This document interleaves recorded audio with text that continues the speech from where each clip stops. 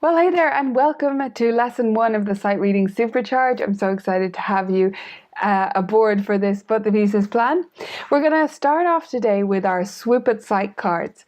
Now, I recommend you start all your students pretty much with level 1 of these cards. Even if they're in an intermediate level, it's best to give these a go first. What you're going to do is set a timer for 90 seconds and see how many of these they can accurately play in that time. You should do the turning for them so that they don't have to do it, and once they've played it correctly, you put it aside and you make 2 piles incorrect to correct as they go through for the full 90 seconds. If they find these easy, go to level 2, but give it a go at level 1 first of all. It is quite challenging. Then we're going to play interval, sprinterval, schminterval. There's 2 ways to play this game. If your student has some experience with intervals and they're fairly competent with them, you're going to get them to hop forward that amount without counting it out. If they need to count it out, that's fine. Do it that way instead. So it can be played with students even if they've never heard of an interval before, but it can be challenging for students who are quite familiar with them as well. And you can see an example of me and my students playing this game in the next video. Next, we're going to do some piano list prep. So this is the core of the Sightreading Supercharge, and it is super important that you go through this each time. You're going to use a sight reading exercise for this. So you can use a book of short pieces or traditional sight reading exercises. Whatever you like is totally fine. If you need a recommendation, I like the Piano Adventures sight reading books. I don't use main Piano Adventures series, but I do like the books of the sight reading exercises from them. And also Paul Harris's Improve Your Sight Reading is also fantastic. Basically any book of graded sight reading exercises or short pieces at a good level for their sight reading ability will work great. You're going to get them to follow all the directions on the piano list prep to colour in this piece. So yes, I want colour all over their book, and you shouldn't be afraid of it. Make sure it's a book that you are going to allow them to apply colour to.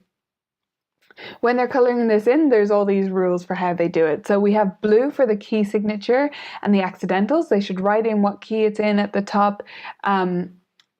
Write the sharps and flats they need to watch out for. If they're going to struggle with them, maybe circle all of those notes, something like that.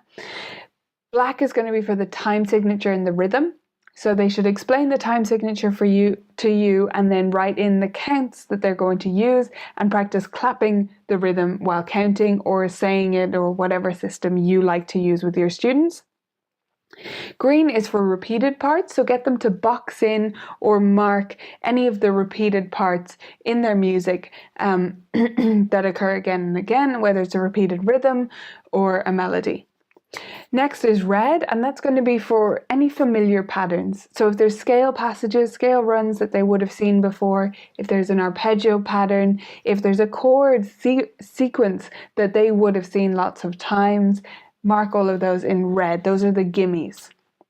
Next, we take a pencil and we're going to trace gently the melodic shape and then get them to sing roughly what they think that would sound like. If your student can sing in solfa and is a great side singer, awesome, get them to do it really well. But if they are not, that's totally fine. And if they get it quite wrong, that's fine too. The point of this is to think through the melody more than anything else. Purple is going to be for dynamics, so we're going to get them to make essentially a little glossary in purple to the side of the music on an empty space on the page and write out each of the dynamic marks and what they mean. There's usually only 1 or 2 in a sight reading exercise like this.